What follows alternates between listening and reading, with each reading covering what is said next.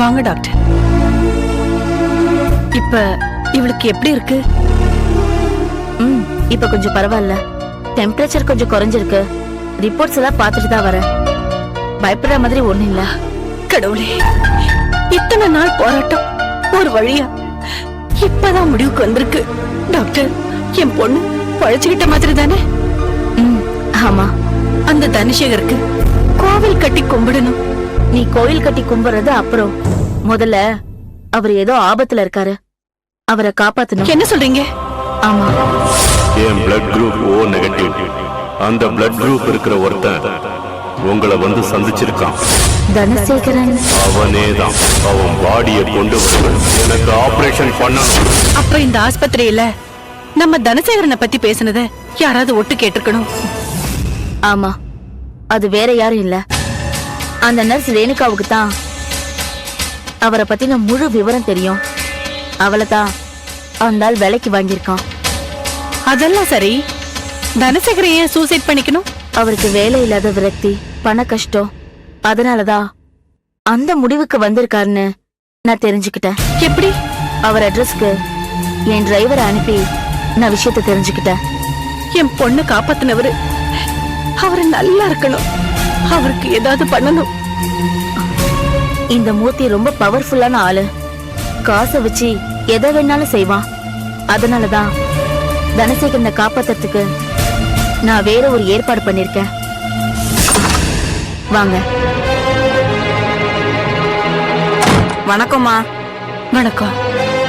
இவ்வளோ பெரிய ஆஸ்பத்திரியில இருக்கிற டாக்டர்மா, எதுக்கு என்ன கூட்ட வர சொன்னீங்க? என்ன விஷயமா? அவங்கதான் டாக்டர். அப்போ நீங்க? நான் அவங்க ஃப்ரெண்டு. ஃப்ரெண்டு கூட டாக்டர் மாதிரியே இருக்கீங்க. வணக்கம் டாக்டர் அம்மா. வணக்கம். நீங்க கூட என் ஃப்ரெண்டு தான். நிஜமாலுமா? நானும் உங்க ஃப்ரெண்டு தானா? ஆமா. நான் கூட சின்ன வயசுல ஊட்டாண்ட ஃப்ரெண்டுக்காக உசுரே கொடுப்போம்மா. என்ன கார் அனுப்பி எதுக்குமா கூட்ட வர சொன்னீங்க? உங்க மூத்த பொண்ணுக்கு போலியோ அட்டாக் ஆயிருக்குல்ல? ஆமாமா. அந்த பொண்ணுக்கு ஒரு கல்யாண சம்பந்தமும் வரலல்ல? இல்லம்மா, வரவெல்லாம் காலு ஊனோன்னு சொல்லிட்டு போயிடுறாமா. அதனாலதான் தனாவை கல்யாணம் பண்ணணும்னு நினைச்சீங்களா? இவங்க தனாவுக்கு அக்கா மாதிரி. இல்லையே, அந்த தம்பிக்கு யாரும் இல்லன்னு சொல்லிச்சு. அது ஏதோ விரக்தில அப்படி சொல்லியிருப்பாரு. அதெல்லாம் மனசுல எடுத்துக்க வேண்டாம். உங்களை எதுக்காக கூப்பிட்டேன்னு தெரியுமா? எதுக்குமா? இப்போ உங்களுக்கு தனாவ உங்க பொண்ணுக்கு கட்டி கொடுக்க ஆசையா இருக்குல்ல? இருக்கு. ஆனா அந்த தம்பி தான் பிடிக்கலன்னு சொல்லிடுச்சே. அதெல்லாம் நம்ம 3 பொம்பளைங்க இருக்கோம். ஒரு ஆம்பளைய ஒத்துக்க வைக்க முடியாதா? ஏன் முடியாது?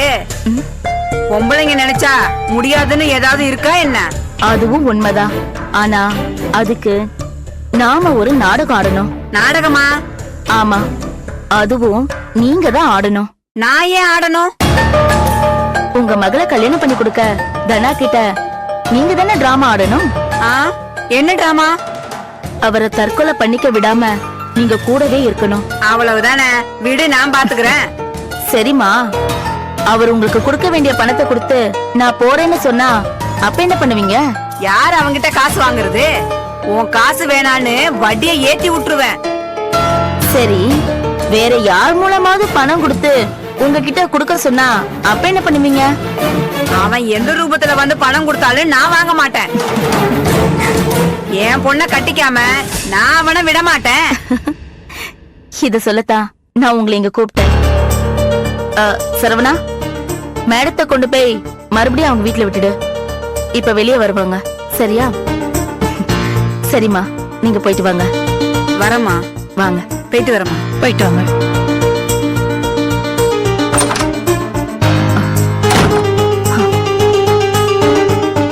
தற்சமயத்துல தனா வீட்டுக்கு நாம செக்யூரிட்டி போட்டாச்சு. இனி தனாவை கூப்பிட்டு பேசுவோம். அந்த திமிர் பிடிச்ச கிழவனோட எண்ணம் நிறைவேறவே கூடாது. அதுக்குதான் இதெல்லாம் செஞ்சேன். ரொம்ப தேங்க்ஸ். என் மனசுல இருக்கிற வேலையே நீ செய்யற. ஒரு நல்ல மனுஷனுக்கு நம்மள மாதிரி உதவி வாங்கினவங்க உதவி செய்யலைன்னா எப்படி? அதனாலதான் செஞ்சேன்.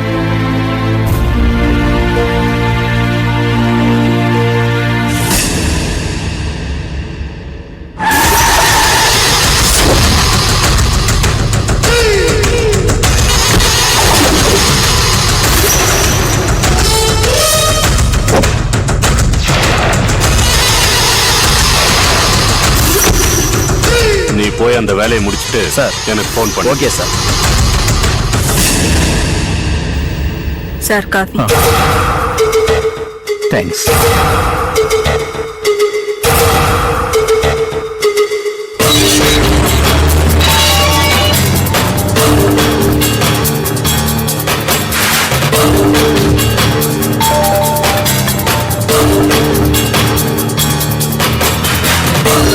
வணக்கம் சார். வணக்கம் வணக்கம், உட்காருங்க. போன்ல நீங்க சொல்லும்போது எனக்கு ஞாபகம் வரல, நேர்ல பார்த்த உடனே ஞாபகம் வந்துருச்சு. டாக்டர் பூர்ணேஸ்வரி ஹாஸ்பிட்டல்ல எனக்கு முன்னாடி நீங்க பேசிக்கிட்டு இருந்தீங்கல்ல? ஆமா சார். நம்ம 2 பேருக்கும் பழக்கமே இல்ல. என்கிட்ட நீங்க என்ன முக்கியமான விஷயம் பேச முடியுங்கிறத யோசிச்சு பார்த்தேன். எதுவுமே பிடிபடல. நீங்களே சொல்லுங்க. சார், நான் சொல்ற விஷயத்தை கேட்டு நீங்க அதிர்ச்சி அடையக்கூடாது. மாட்டேன். மென்டலி எல்லா ஷாக்குக்கும் ப்ரிப்பேர் ஆகித்தான் வந்திருக்கேன். சொல்லுங்க. இன்னும் 8 நாள்ல நீங்க சாகக்கூடாது சார்.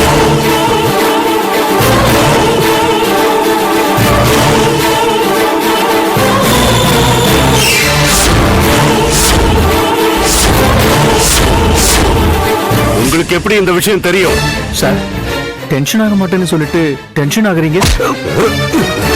சார், வேண்டாம் சார், விடுங்க. Sir, sir.